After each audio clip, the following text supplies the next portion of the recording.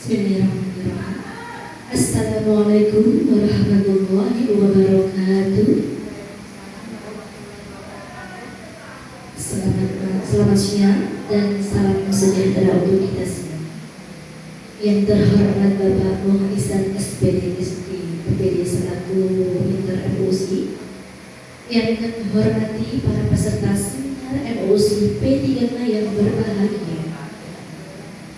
Puji syukur marilah kita panjatkan kehadiran Allah Subhanahu wa Ta'ala, karena atas rahmat dan karunia-Nya kita dapat bersama-sama hadir dalam kegiatan seminar MUSI P3K dengan tema Seminar Orientasi Pengenalan Nilai dan Etika Instansi bagi Pegawai Pemerintah dengan Perjanjian Kerja tahun 2025. Perkenalkan, nama saya Dian Fika, akan memandu jalannya acara pada siang hari ini. Adapun susunan acaranya sebagai berikut. Yang pertama, pembukaan. Yang kedua, pemaparan materi oleh narasumber. Yang ketiga, sesi tanya jawab. Dan yang keempat adalah penutup. Marilah kita buka acara kali ini dengan mengucapkan basmalah bersama-sama. Bismillahirrahmanirrahim. Memasuki acara ini, yaitu pemaparan materi seminar yang akan disampaikan oleh Ibu Nur Hidayah. Kepadanya kami persilahkan. Baik, terima kasih atas kesempatan yang diberikan. Assalamualaikum warahmatullahi wabarakatuh. Kepada yang terhormat Bapak Muhammad Ihsan SPD MPD dan kepada rekan-rekan peserta MUSI yang saya banggakan. Ada pepatah mengatakan, kalau kita tak kenal, kita tak sayang. Jadi saya minta izin untuk memperkenalkan diri. Nama saya Nur Hidayah, unit kerja saya di SD Negeri Tanjung 01 dengan jabatan pengadministrasian perkantoran. Nah, di sini saya akan memaparkan materi tentang pengenalan nilai dan etika instansi bagi pegawai pemerintah dengan Perjanjian Kerja Kabupaten Semarang. Nah, Bapak Ibu yang berbahagia, kita lihat bersama-sama. Di sini adalah rencana hasil kerja tahunan yang akan saya laksanakan di instansi tempat saya bekerja. Yang pertama yaitu terlaksananya pembuatan laporan bulan sekolah. Yang kedua surat menyurat. Yang ketiga KIR dan KIP. Dan yang keempat adalah RKAS dan STJ BOS yang akan kita bahas pada slide selanjutnya. Nah, untuk pemaparan yang pertama yaitu laporan bulan sekolah. Apa itu laporan bulan sekolah? Laporan bulan sekolah yaitu dokumentasi resmi yang memuat ringkasan data dan kondisi sekolah. Nah, untuk membuat laporan bulan sekolah sendiri, kita menggunakan 3 tahap, yaitu tahap perencanaan, tahap pelaksanaan, dan output atau hasil. Untuk tahap perencanaan di sini kita menyiapkan format laporan bulan. Untuk tahap pelaksanaan, yang pertama kita mengumpulkan data dan informasi. Data dan informasi di sini kita bisa mengambil dari data Dapodik ataupun dari guru yang bersangkutan. Untuk pelaksanaan yang kedua yaitu menganalisis atau memeriksa data apakah sudah sesuai dengan kondisi di lapangan. Untuk pelaksanaan yang ketiga yaitu kita menginput data pada format yang disiapkan. Lalu untuk yang terakhir yaitu validasi dan finalisasi data. Nah, validasi di sini yaitu kita memastikan data yang kita input apakah sudah sesuai dan sudah benar. Nah, untuk output atau hasil yaitu laporan bulan sekolah. Untuk selanjutnya yang akan kita bahas yaitu surat menyurat. Tentunya Bapak Ibu semuanya sudah di luar kepala untuk surat menyurat ya. Nah, Sedikit pemaparan dari saya, di sini juga melalui 3 tahap, masih sama, yaitu tahap perencanaan, pelaksanaan, output atau hasil. Untuk perencanaan, yang pertama kita mengelola surat masuk dan keluar dengan baik. Untuk tahap pelaksanaan, yang pertama kita menerima dan mensortir surat masuk. Nah, kita mensortir yaitu memisahkan dan mengelompokkan surat sesuai jenis dan golongan, karena surat itu tidak semuanya sama. Ada surat untuk pendidik dan tenaga pendidikan, ada surat untuk sarana dan prasarana dan lain sebagainya. Untuk pelaksanaan yang kedua yaitu mengidentifikasi dan mengecek jenis dan nomor surat. Yang ketiga, mengetik atau mencetak surat. Ini khususnya untuk surat keluar. Dan yang keempat, yaitu pengarsipan sesuai klasifikasi surat. Nah, di sini timbul pertanyaan, mengapa surat harus diklasifikasikan? Jawabannya yaitu agar memudahkan pelacakan, mudah ditemukan saat dibutuhkan karena pengarsipan yang teratur. Untuk output atau hasilnya yaitu ada arsip surat masuk dan keluar dan juga ada buku agenda surat. Nah, di sini selanjutnya ada KIP dan KIR. Apa itu KIP dan KIR?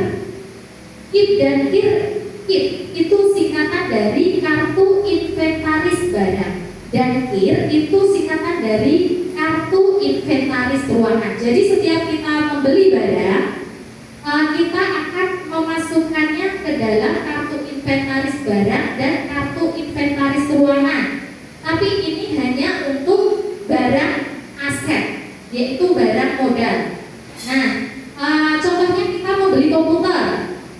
Kalau kita beli komputer, pasti kita akan memasukkannya ke dalam KIP karena itu adalah aset. Nah, apa saja yang dimasukkan ke dalam KIP? Itu ada contohnya komputer dengan merek apa, warna apa, harga berapa, itu kita masukkan ke dalam kartu inventaris barang. Dan setelah kita memasukkannya ke dalam kartu inventaris barang, kita akan memasukkannya ke dalam kartu inventaris ruangan, di mana nanti barang tersebut akan diletakkan. Contohnya, diletakkan di ruang kepala sekolah, maka kita harus memasukkannya juga di ruang kepala sekolah. Seperti itu. Untuk perencanaannya, yang pertama persiapan awal, menetapkan tim inventarisasi, koordinasi unit kerja, menyiapkan format yang jelas. Untuk pelaksanaan, yang pertama kita melakukan inventarisasi, yaitu pendataan, pencatatan, dan pelaporan seluruh aset. Untuk pelaksanaan yang kedua, yaitu pengisian data KIR dan KIP. Untuk output atau hasilnya di sini laporan data KIP dan laporan data KIR. Nah, ini adalah bomnya. Di sini kita akan membahas RKAS dan SPJ BOS. RKAS adalah rencana kegiatan dan anggaran sekolah, dan SPJ BOS yaitu surat pertanggungjawaban biaya operasional sekolah.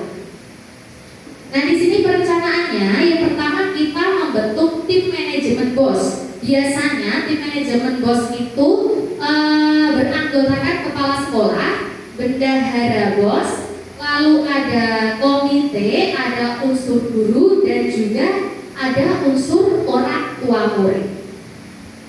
Untuk perencanaan yang kedua yaitu menganalisis situasional sekolah. Jadi kita harus menganalisa apa saja yang dibutuhkan oleh sekolahan untuk dianggarkan nanti di rencana kegiatan dan anggaran sekolah. Nah, untuk perencanaan yang ketiga, setelah kita sudah menganalisis apa saja yang dibutuhkan oleh sekolahan, kita menyusun rencana kegiatan dan anggaran sekolah.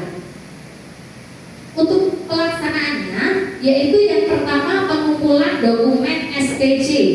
Ini tentunya kalau anggarannya sudah dibelanjakan. Apa saja dokumen SPJ yang dibutuhkan? Contohnya ada nota, kwitansi, bukti transfer, ada dokumentasi barang yang kita beli. Untuk pelaksanaan yang kedua, yaitu penyusunan laporan setiap bulan. Di situ laporan setiap bulan ada BKU, BKT, buku pembantu pajak dan lain sebagainya. Untuk pelaksanaan yang ketiga adalah pelaporan dan pertanggungjawaban. Nah, untuk output atau hasilnya yaitu ada dokumen RKAS dan STJ BOS. Nah, dari seluruh pemaparan yang saya sampaikan dapat disimpulkan bahwa terlaksananya administrasi sekolah secara efektif dan efisien menjadi fondasi bagi berjalannya tujuan pendidikan sehingga meningkatkan mutu pendidikan secara keseluruhan.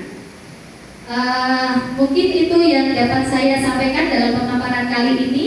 Kurang lebihnya saya mohon maaf. Wassalamualaikum warahmatullahi wabarakatuh. Untuk waktu saya kembalikan ke moderator. Terima kasih.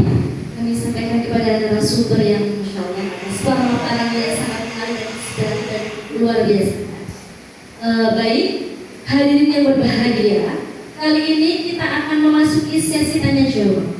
Melalui sesi ini, Bapak dan Ibu peserta dipersilakan untuk menyampaikan pertanyaan, tanggapan atau saran terkait materi yang telah disampaikan oleh narasumber kita. Namun sebelumnya, mohon berkenan untuk memperkenalkan diri dengan menyebutkan nama dan asal instansi.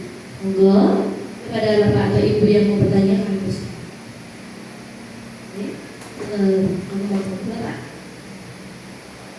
Terima kasih atas waktunya. Perkenalkan, nama saya Bujri Teguh Purwanto dari SD Eksabir 01. Di sini saya mau menanyakan, apakah semua barang yang dianggarkan atau dibeli oleh sekolah dapat dimasukkan ke dalam IR dan IP? Terima kasih. Baik, terima kasih kepada Bapak Puji Teguh dari SDN Eksabir 01. Pertanyaan akan kita tampung terlebih dahulu. Untuk selanjutnya, silakan kepada pertanyaan kedua. Assalamualaikum warahmatullahi wabarakatuh. Waalaikumsalam warahmatullahi wabarakatuh. Perkenalkan, nama saya Ani Minarsi dari SDN Tanjung 02. Ini yang saya tanyakan, mengapa seluruh guru dalam suatu sekolah tidak semua dijadikan anggota tim manajemen BOS? Terima kasih. Terima kasih kepada Ibu Ani Minarsi dari SD Negeri Tanjung 02. Selanjutnya, dipersilakan kepada narasumber untuk memberikan tanggapan. Terima kasih atas pertanyaan dari Bapak Puji Teguh dan Ibu Ani Minarsi. Di sini pertanyaannya sangat luar biasa sekali.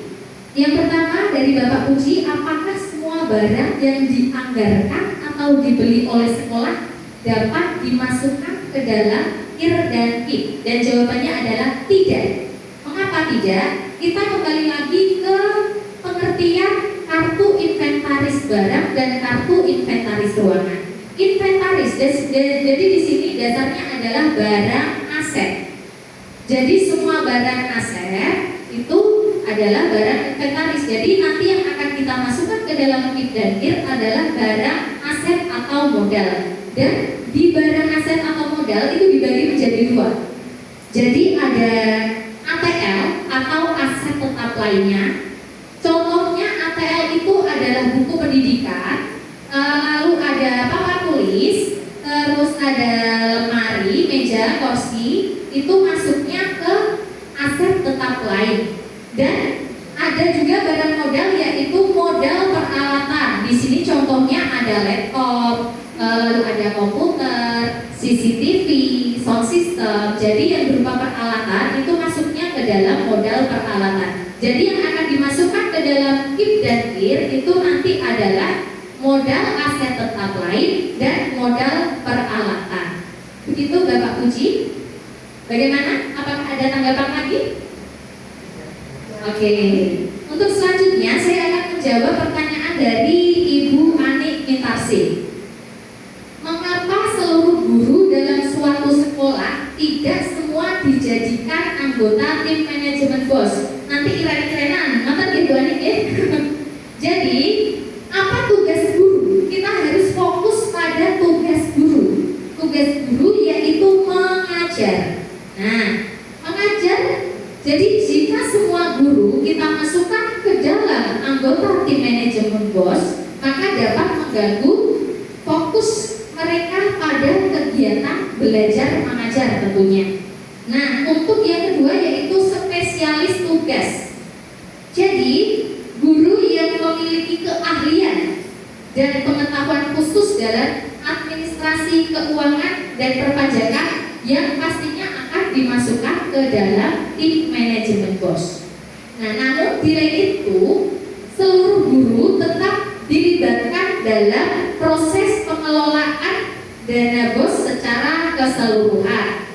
Di antaranya yaitu perencanaan anggaran, penggunaan dana, dan transparansi informasi. Jadi semua guru itu kita libatkan dalam perencanaan anggaran dan penggunaan dana.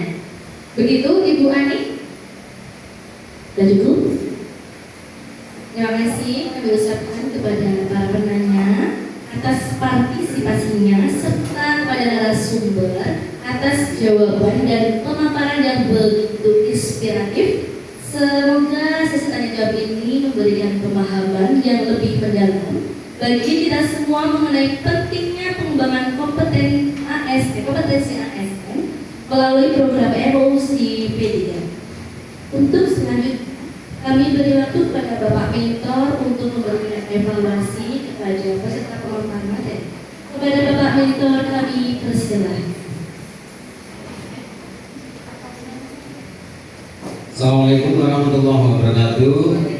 Ya, luar biasa Ibu Nur Hidayah yang telah menyampaikan paparannya sudah lengkap, jelas, sesuai urutan-urutan di PPT Pendidikan sesuai dengan laporan yang telah Pencegahan buat. Terima kasih, sukses selalu untuk pencegahan. Assalamualaikum warahmatullahi wabarakatuh.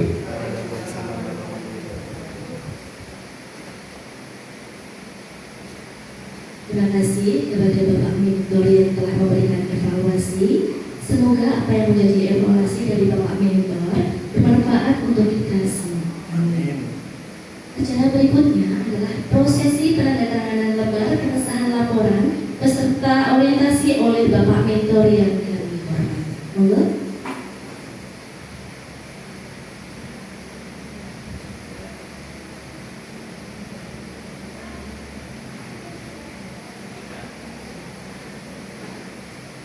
Hadirin yang berbahagia, tak terasa kita sudah berada di penghujung acara. Dari pemaparan yang telah disampaikan, kita dapat menarik kesimpulan bahwa MUUC P3K mendukung transformasi digital birokrasi pemerintah karena mendorong ASN agar lebih melek teknologi, inovatif dan responsif terhadap perubahan lingkungan kerja. Saya selaku moderator mengucapkan terima kasih kepada narasumber atas ilmu yang telah dibagikan, serta kepada seluruh peserta atas partisipasi dan perhatian yang luar biasa. Semoga kegiatan hari ini membawa manfaat dan semangat baru bagi kita semua.